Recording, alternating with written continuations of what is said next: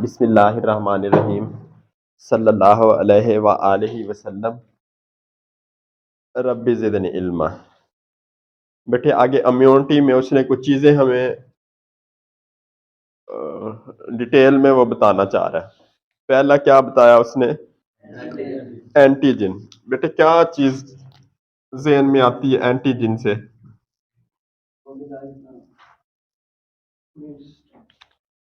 शाबाश। कोई भी फॉरेन पार्टिकल जो क्या करता है, इसको बटन समझ लें, जो इम्यून सिस्टम को ऑन कर देता है। वो कोई भी चीज हो सकती है, बाहर से भी हो सकता है और अंदर से भी हो सकता है, कुछ भी। ठीक हो गया। अब आपकी बुक बता रही है chemical substances capable of mobilising the immune system and provoking an immune response are called antigens. Antigens have two important properties. अब इसकी दो खसूसियात इंतहाई अहम है। पहली immunogenicity. The ability to stimulate cells of the immune system is called, यानी ये immune system को हर हाल में एक्टिव करेगा। अगर ये इसकी खसूसियत ही नहीं है फिर इसे एंटीजन नहीं कहेंगे हम। और दूसरा क्या करेगा बेटे? Reactivity. The ability to react with products of the, बेटे जब वो रिएक्ट करेगा तो ही एक्टिव करेगा ना इम्यून सिस्टम को। अब हमने एक वायरस खा लिया, फर्ज करें पिज्जा खा रहे थे, उसके अंदर 1 अरब वायरस थे, तो वो खा लिए, वो स्टूल के रास्ते बाहर चले गए, उन्होंने रिएक्ट ही नहीं किया इम्यून सिस्टम के साथ, वो तो एंटीजन के तौर पे हम उन्हें गिनेंगे ही नहीं ना। अब हमारे बॉडी में बहुत सारे सिम्बियोटिक बैक्टीरिया मौजूद है जो डाइजेशन में मदद देते हैं, तो हम उन्हें एंटीजन तो नहीं कहते ना। अब कोई फर्ज करें ट्रैपोन ट्यूबरकुलोसिस, या ये तो बीमारी का नाम हो गया, कोई इसका कास्टिव एजेंट हो, किसी भी कोई बैक्टीरियल एजेंट हो, वो इम्यून सिस्टम को एक्टिव कर दे, उसे एंटीजन कहेंगे हम। अब बेटे एंटीजन डिटर्मिनेंट्स या एपिटोप्स। अब एंटीजन ही की मजीद तफसील बता रहा है। क्या होता है मजीद तफसील में? एंटीजन डिटर्मिनेंट्स या एपिटोप्स। या का क्या मतलब होता है भाई? इसी चीज का ये दूसरा नाम है एपी। आप किसे कहते हैं? टॉप कहते हैं चोटी को, ऊपर वाले सिरे को। मेरी बॉडी के टॉप पे क्या मौजूद है मुरसलीन? शाबाश। अब बेटे एंटीजन डिटर्मिनेंट्स। डिटरमिन का क्या मतलब होता है?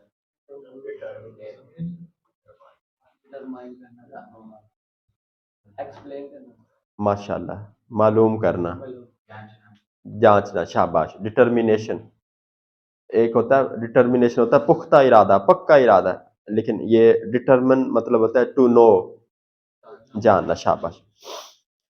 This is area of activity on the molecule called the antigen determinant or epitope. It contains about 6 to 8 amino acid molecules or monosaccharide units. ठीक होगा बेटे? बेटे एंटीजन पे एक ऐसा एरिया मौजूद होता है जो 6 या 8 अमाइनो एसिड्स का बना होता है। उस एरिया को एंटीजन डिटर्मिनेंट कहते हैं या एपिटोप कहते हैं, क्योंकि वो हर एंटीजन पे मुख्तलिफ किस्म का होगा और मुख्तलिफ तरह उसकी पहचान होगी, ये बताना चाह रहा है। टॉलरेंस। बेटे टॉलरेंस वर्ड सुना आपने? हाँ।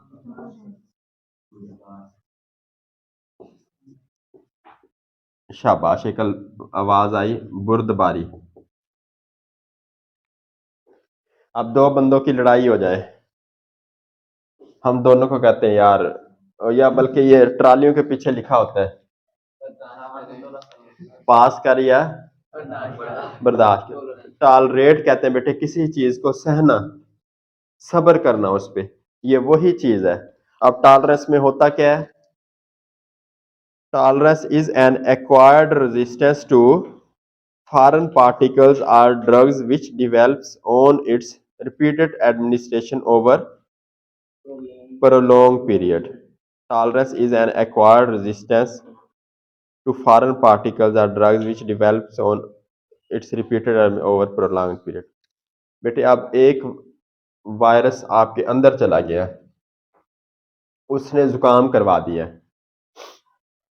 अगले बारी वही वायरस दोबारा आया, फिर उसने जो जुकाम कर पहले बारी वो जुकाम खत्म हुआ 3 दिनों बाद, दूसरे बारी उसी वायरस ने जुकाम करवाया, वो खत्म हुआ 1 दिन बाद, फिर महीने बाद उसी वायरस ने अटैक किया, फिर जुकाम हुआ, वो हुआ घंटे बाद, जब चौथी बारी उसी वायरस ने अटैक किया, जुकाम हुआ ही नहीं, तो क्या हो गया, बॉडी क्या हो गई, टॉलरेट हो गई, बॉडी ने क्या अचीव कर लिया, टॉलरेंस। अब एक बच्चा, उसे मैं पहली बारी एक जोरदार थप्पड़ मारो, उसे बहुत ज्यादा चोट महसूस हो, अगले दिन उसे उसी तरह का थप्पड़ मारो, उसे क्या होगा, कम तकलीफ महसूस होगी, उसको क्या बोलते हैं हम, टॉलरेंस। हाँ जी, हाँ यहाँ शाबाश, टॉलरेंस दूसरा वर्ड हम क्या समझ सकते हैं, ढीठपन, ये बहुत अच्छा टेक्निकल टर्म इस्तेमाल किए। अब बेटे स्पेसिफिक इम्यूनोलॉजिक टॉलरेंस, स्पेसिफिक खास इम्यूनोलॉजिक जो इम्यूनिटी से मुतल्लिक, और टॉलरेंस मतलब बर्दाश्त, ढीठपन। अब under normal circumstances one's own chemicals do not stimulate an immune response. This failure to stimulate the immune system occurs because substances are interpreted as self. अब बेटे मैंने अपनी ही उंगली मुंह में डाल ली, इस पे भी तो जरासीम है, लेकिन वो इधर ही बसेरा किया हो, इधर ही रहते हैं, तो वो इम्यून सिस्टम इनको देख के एक्टिव नहीं होगा, तो इसे क्या बोलते हैं, सेल्फ रिस्पांस समझ लें या सेल्फ इम्यूनिटी समझ लें। Prior to birth and during foetal stage, पैदाइश से पहले और फीटल स्टेज के दरमियान, the body's proteins and polysaccharides inactivate the immune system cells that otherwise might respond to them. बच्चा पैदा होने से पहले बेटे इम्यून सिस्टम में सेल्स इनएक्टिवेट हो जाते हैं। इनएक्टिवेट क्यों हो जाते हैं, नहीं तो वो तो उस बच्चे के जिस्म को ही फटका देंगे, आपस में ही लड़ पड़ेंगे अंदर ही, वो जिस तरह ये कुछ टांगे देखिए वो गुच्छे बने होते हैं, एक मैं मिसाल दे रहा हूँ, आपस में ही जिस्म के मसाइल शुरू हो जाएंगे। अब एक बंदा सांस ले रहा है, वो क्या बोलते हैं उसे, कार्डियो वास्कुलर सिस्टम पड़ा है, जब दिल इस तरह करता है तो अगले दो खाने खुल जाते हैं, खून चला जाता है, उनमें एक रिदम है ना, अब उनमें अगर वो बैलेंस ही डिस्टर्ब हो जाए तो क्या होगा, निजाम दरम बरम हो जाएगा।